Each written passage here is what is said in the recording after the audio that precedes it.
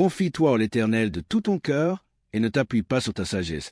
Reconnais-le dans toutes tes voies et il aplanira tes sentiers. Proverbes chapitre 3, versets 5 à 6. Frère, sœur, combien de fois as-tu voulu forcer une porte qui ne s'ouvrait pas? Combien de fois as-tu insisté sur un chemin qui ne menait qu'à l'épuisement, à l'angoisse, au silence de Dieu? Si tu regardes ta vie aujourd'hui, peut-être as-tu l'impression d'être dans un désert, d'avancer sans voir le bout. Tu pries, tu cherches, tu cognes, mais rien ne bouge. Et si Dieu te disait aujourd'hui, ne force rien, laisse-moi te montrer le chemin? Ce message est pour toi qui es fatigué, pour toi qui n'en peux plus de lutter contre des murs invisibles. Il est temps d'arrêter de forcer ce que Dieu n'a pas encore béni. Il est temps de déposer ton fardeau, de cesser de t'agiter et d'écouter. Car parfois, l'absence de réponse est une réponse, et parfois, le silence de Dieu est une préparation. La sagesse divine contre la sagesse humaine. Dans toute la Bible, Dieu nous montre une vérité profonde. Ses voies ne sont pas nos voies, et ses pensées dépassent de loin les nôtres. Dans Isaïe chapitre 55, versets 8 et 9, il est écrit « Car mes pensées ne sont pas vos pensées, et vos voies ne sont pas mes voies, dit l'Éternel. Autant les cieux sont élevés au-dessus de la terre, autant mes voies sont élevées au-dessus de vos voies, et mes pensées au-dessus de vos pensées. » Ce passage est une invitation à l'humilité, mais surtout à la confiance. Il nous rappelle que même lorsque nous ne comprenons pas le pourquoi des choses, Dieu reste souverain. Il voit ce que nous ne voyons pas, il prépare ce que nous n'imaginons même pas. L'exemple d'Abraham, Dieu lui avait promis une descendance innombrable. Pourtant, les années passaient et Sarah restait stérile. Impatients, ils ont voulu forcer le plan divin en donnant naissance à Ismaël par Agar. Mais ce n'était pas le chemin que Dieu avait préparé. C'était le résultat de l'impatience humaine. Cette décision a eu des conséquences sur plusieurs générations. Dieu n'a jamais demandé qu'on l'aide à accomplir ses promesses. Il a seulement demandé la foi, la patience et l'obéissance. L'exemple d'Israël dans le désert. Après avoir quitté l'Égypte par la main puissante de Dieu, ils sont arrivés au seuil de la terre promise. Mais au lieu d'attendre l'instruction de l'Éternel, ils ont douté, murmuré, voulu élire un chef pour retourner en Égypte. Résultat, une marche qui devait durer quelques semaines a duré 40 ans. Pourquoi? Parce qu'ils ont voulu marcher selon leur logique et non selon la direction divine. Ils ont forcé ce que Dieu voulait leur offrir par la foi.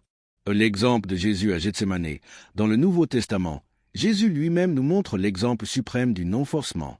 Face à la croix, il a prié avec intensité, disant « Père, s'il est possible, que cette coupe s'éloigne de moi. Toutefois, non pas ce que je veux, mais ce que tu veux. » Matthieu chapitre 26, verset 39. Même dans l'angoisse, même dans la souffrance, Jésus a choisi de ne pas forcer sa volonté, mais de se soumettre à celle du Père. Ce que ces histoires bibliques nous révèlent, c'est que forcer les choses mène souvent à la confusion, au découragement ou à des retards spirituels. Mais lorsque nous faisons confiance, même dans l'attente, même dans l'incompréhension, Dieu agit. Il ouvre les portes au bon moment, il éclaire le chemin quand il est temps de marcher. Il prépare non seulement la bénédiction, mais aussi notre cœur pour la recevoir. La foi véritable n'est pas dans le forcement, mais dans l'attente. Ce message est simple mais puissant. Ne force rien. Si Dieu est vraiment ton guide, alors tu peux cesser de t'agiter. Tu peux poser tes armes, tes inquiétudes et attendre en paix. Ce n'est pas de la passivité. C'est une foi active ancrée dans la confiance que ce que Dieu commence, il l'achève toujours à sa manière et à son heure. Forcer une situation, c'est agir comme si Dieu tardait, comme si sa main n'était pas assez forte pour ouvrir les portes. Mais la vérité, c'est que derrière chaque attente, derrière chaque silence, Dieu travaille. Il façonne, il protège, il prépare. Et souvent, ce que tu veux forcer aujourd'hui, Dieu veut te l'offrir demain dans de bien meilleures conditions, avec une paix que seul lui peut donner. Il y a des bénédictions qui deviennent des fardeaux si elles sont reçues au mauvais moment. Il y a des relations, des opportunités, des projets que tu désires de tout ton cœur, mais que Dieu retient pour une seule raison. Ton cœur n'est pas encore prêt, ou la chose en question n'est pas encore sanctifiée. Imagine un enfant qui veut conduire une voiture. Ce n'est pas que la voiture est mauvaise, ce n'est pas que le Père est cruel, mais le temps n'est pas encore venu. Ce que Dieu veut t'apprendre, ce n'est pas de renoncer à tes rêves, mais d'apprendre à lâcher prise et lui faire confiance quant au moment et à la manière. Car parfois, ce n'est pas la chose que Dieu refuse, c'est ton attitude actuelle qui veut transformer avant de te la confier. Un des plus grands pièges du croyant, c'est de confondre la foi avec l'insistance. La foi authentique n'est pas bruyante, elle n'ouvre pas les portes par la force, mais par l'obéissance. Elle dit comme le psalmiste, « Je me tiens en silence devant l'Éternel, j'attends son secours. » Psaume chapitre 62, verset 6. C'est dans le calme, dans la confiance, dans l'abandon total que Dieu révèle le chemin.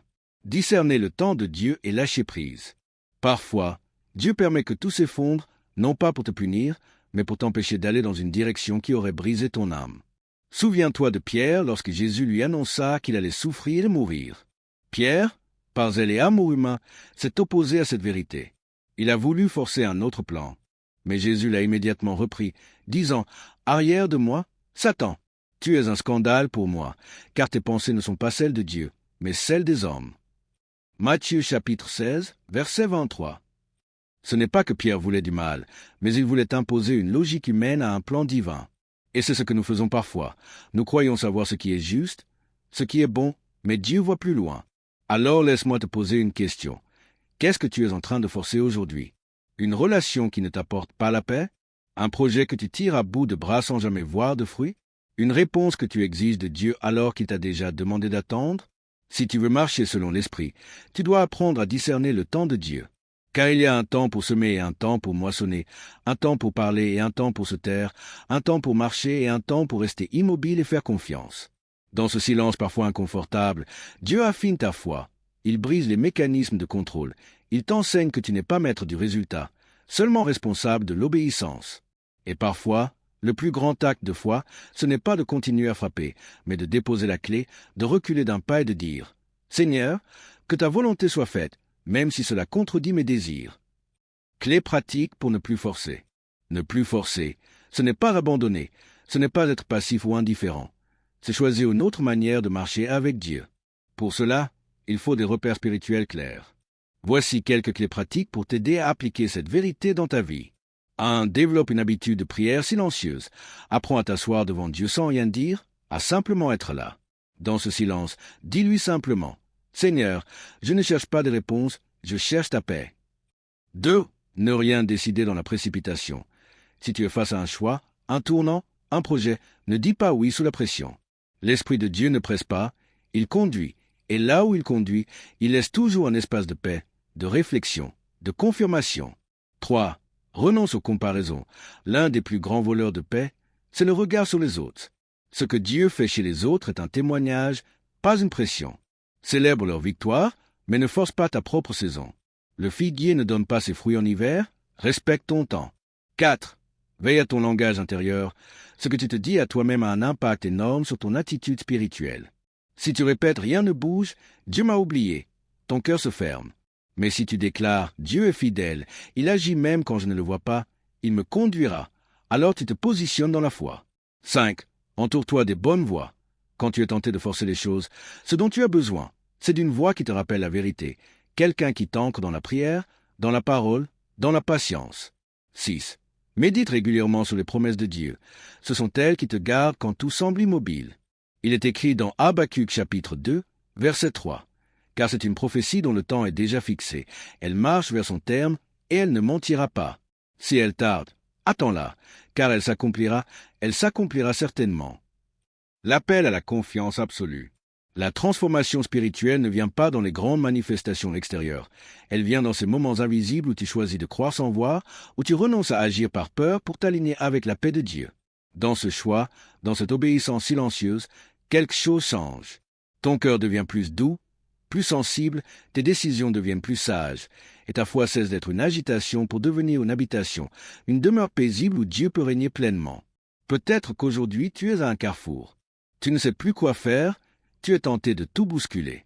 Mais le Seigneur te dit, ne force rien, attends, écoute, observe, et quand le moment viendra, je t'ouvrirai une porte que personne ne pourra refermer. Ce n'est pas une illusion, ce n'est pas une promesse vide. C'est la vérité de celui qui t'aime trop pour te donner trop tôt ce que ton cœur ne supporterait pas encore. Alors garde la foi, reste en paix, et surtout, continue d'avancer avec douceur. Non pas parce que tout est clair, mais parce que ton âme est tranquille. Car celui qui marche avec Dieu n'a pas besoin de forcer, il lui suffit de suivre. Aujourd'hui, tu as entendu un appel, non pas venu d'un homme, mais inspiré par l'Esprit de Dieu. Ne force rien, laisse-moi te montrer le chemin. Ce n'est pas un simple conseil, c'est une clé spirituelle, une direction pour ton âme. En choisissant de ne plus forcer, tu choisis la foi, tu choisis la paix, tu choisis l'intimité avec celui qui voit tout, qui sait tout et qui t'aime plus que tu ne peux l'imaginer. Souviens-toi de ceci, Dieu n'est jamais pressé, mais il est toujours à l'heure. Il n'est jamais absent, même quand tu ne ressens rien. Et il n'est jamais silencieux, même lorsque ses réponses prennent la forme d'un calme profond.